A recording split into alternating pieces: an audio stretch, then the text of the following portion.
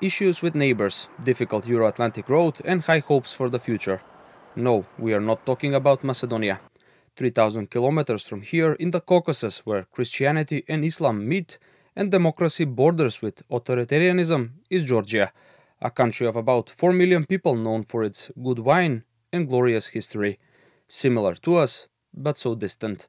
A country and people who have been trying to accomplish the European dream since the 90s. But living next to a neighbor like Russia does not make that as easy as it should be. The two countries have had turbulent relations since their respective independence, and things escalated with the 5-day war 14 years ago. A war which Georgia lost, along with 20% of its own territory, now under the control of Abkhazia and South Ossetia, self-proclaimed republics under Kremlin control. On almost all the polls done in Russia, besides Ukraine and the United States, Georgia usually takes the third place as a country which most Russians regard as an enemy. But since the start of the war, thousands of Russians now live in Tbilisi. Грузија на патот да стане една од најбрзо растечките економии во регионот. Сето тоа благодарение на илјадниците руси кои пристигнуваат во оваа држава, бегајќи од војната во Украина, но и од стравот за мобилизација. Almost every second or third person you meet on the streets in Tbilisi speaks Russian. Menus in restaurants and even traffic signs in some places are bilingual, and the graffiti with messages that they should leave do not change the minds of the young people, many of them from Moscow or St. Petersburg, to seek refuge with the former enemy, and thereby contribute to Georgia's economic growth. More than 300,000 Russian nationals have relocated in Georgia, and of course we have different kind of questions, since we see a risk who they are, what they want in Georgia, whether they have any kind of ties with Russian security organs. Of course, this huge amount of relocation and intensity needs very carefully to check.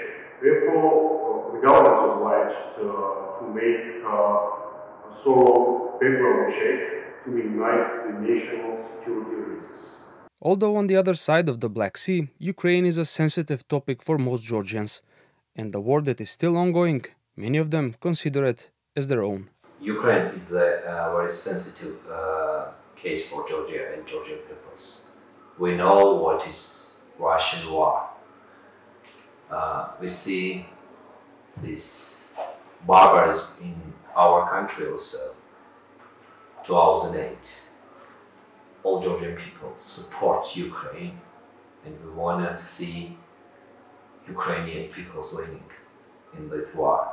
Georgian people's fear of another war might be justified. The two countries share a border of more than 800 kilometers in a turbulent region, filled with conflicts that have their roots in the past. Зад мене се Кавказските планини. Токму зад овој планински венец се наоѓа Чеченија, дел од Руската Федерација. In the early 90s, Georgia was home to numerous refugees from the war in Chechnya. But things have changed now, and the friendship that once was is all but forgotten, especially now with the war in Ukraine. Georgian citizens were amongst the first who went on protests in support of Ukraine. A large part of them are even fighting there. The dead, on the other hand, have their photograph displayed in front of the parliament building in Tbilisi, where relatives and people who pass by show their respects to them on a daily basis. In Georgia, there was even an initiative to open a second front against Russia, something that the opposition politicians claim is part of government propaganda. This is as crazy as it gets, of course, but you know, the Putinist propaganda doesn't need rational things. It must be just a wave, multi-dimensional wave to play on irrational things like fear of war, fear for your children. Of course, if you deconstruct it, every person will understand how crazy it is. I mean, even pragmatically, West needs Georgia in this region as alternative to Russia for transit of energy and goods. So nobody wants war here. But it doesn't matter. What they want is to cultivate this, siege mentality that we are pawns in big game. In the whole situation, the prospect for membership in the European Union and NATO seems to have a key role for stability. Few may remember that Georgia, along with Ukraine, were invited to the Alliance summit in Bucharest in 2008, when Macedonia faced the Greek veto. On that occasion, it was Moscow's reaction that prevented the further accession of these two states.